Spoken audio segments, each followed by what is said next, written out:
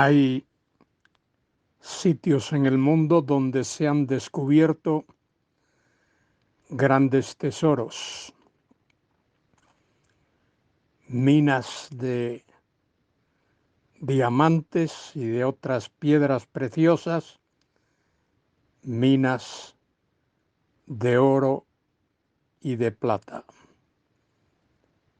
Imagínate que compras una propiedad, un terreno, y un día comienzas a labrar ese terreno, ararlo para sembrar alguna planta, para cosechar algún fruto, y de pronto te encuentras con que en ese terreno, además de ser un terreno fértil, hay oro, plata, diamantes y otras piedras preciosas en el subsuelo. Cuando compraste ese terreno, no tenías la menor idea de lo que ibas a encontrar allí. Y de pronto, la gran sorpresa: allí hay minerales preciosos que han traído riquezas y felicidad terrenal a tu vida. Soy Luis Carballosa, quien nos habla para comentar con vosotros los primeros 5 versículos de la primera epístola de Pedro. Primera de Pedro 1, versículos del 1 al 5. Ya he hablado anteriormente de la persona de Pedro. Pedro era un pescador allí en el mar de Galilea. Esa era su ocupación cuando el Señor Jesucristo lo encontró, a él y a los demás discípulos: Pedro, Andrés, su hermano, Juan, Jacobo, Natanael y otros. Pedro se convirtió en el cabeza de los apóstoles. Cristo lo utilizó de una manera tremenda. En el libro de los Hechos de los Apóstoles podemos ver algo del ministerio de Pedro. Fue el que predicó el más grande de todos los sermones registrados en la Biblia, con la excepción de el Sermón del Monte predicado por Cristo.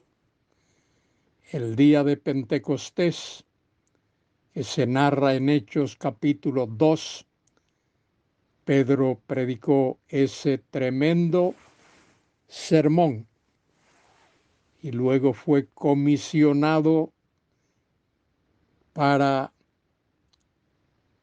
de una manera muy tremenda, ser como el pastor de las iglesias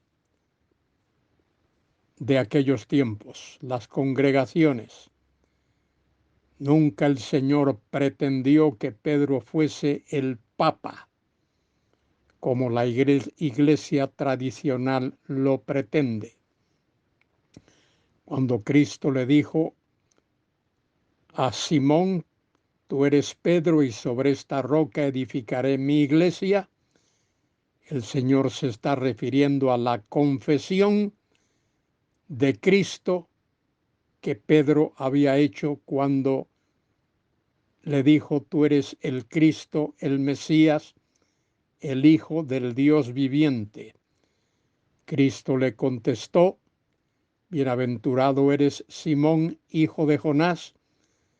Esto está allí en Mateo 16. Bienaventurado eres Simón, hijo de Jonás, porque esto que acaba de decir, confesar, tú eres el Cristo, el Hijo del Dios viviente, eso no te lo reveló ni carne ni sangre, sino mi Padre que está en los cielos. Es decir, eso no lo aprendiste de labios humanos, no lo aprendiste de ciencias humanas, sino que te lo ha enseñado mi Padre que está en los cielos.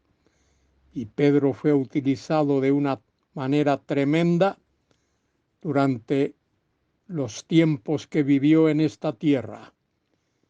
Y entre esas maneras como Dios utilizó a Pedro fue mediante la escritura de sus dos epístolas, primera epístola de Pedro y segunda de Pedro, aunque debo anticipar que a lo largo de la historia ha habido problemas con la segunda epístola de Pedro. Cuando hagamos algún devocional sobre la segunda epístola, mencionaré algo al respecto.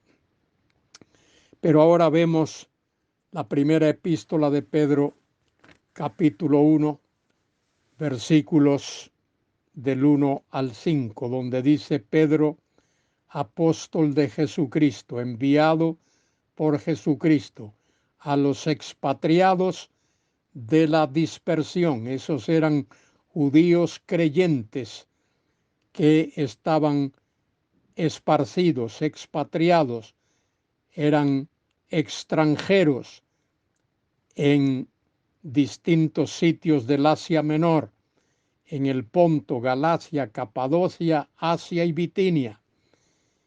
Y dice en el versículo 2 que estos fueron elegidos según el conocimiento previo de Dios Padre en santificación, es decir, en separación, en el acto soberano de separar y apartar del Espíritu para el propósito, para obedecer y ser rociados, ser bendecidos, ser beneficiados con la sangre, con el sacrificio de Jesucristo. Gracia y paz os sea multiplicada. Bendito, ahora dice el versículo 3, bendito el Dios y Padre de nuestro Señor Jesucristo, que según su grande misericordia nos hizo renacer, nacer de nuevo. Este es el nuevo nacimiento. Nos hizo renacer para una esperanza viva por la resurrección, por medio de, por el instrumento de la resurrección de Jesucristo de los muertos. Somos salvos por la muerte y la resurrección de Cristo. La vida de Cristo, su resurrección, es lo que trae vida a todo aquel que pone su fe y su confianza en él. Para una herencia incorruptible, observe esos calificativos, una herencia incorruptible que no se corrompe, incontaminada, que no se contamina, e inmarcesible, que no se marchita. Mire qué calificativo es eso. La herencia que el cristiano ha recibido a través de Cristo es incorruptible, no se corrompe, es incontaminada, no se contamina, inmarcesible, no se marchita, reservada en los cielos para vosotros. Qué tremenda herencia tenemos. Hay personas que confían en la herencia que sus abuelos o sus padres o alguien le ha dejado, pero esas son herencias terrenales, se agotan, se acaban, se terminan, se destruyen. El cristiano tiene una herencia que es incorruptible, que no se corrompe, incontaminada, que no se contamina, e inmarcesible, que no se marchita. Está reservada en los cielos para todo aquel que cree en Cristo. Además de eso, dice el versículo 5, que sois guardados por el poder de Dios mediante la fe. Guardados, protegidos. Nadie puede hacerle daño a un hijo de Dios, daño permanente a un hijo de Dios.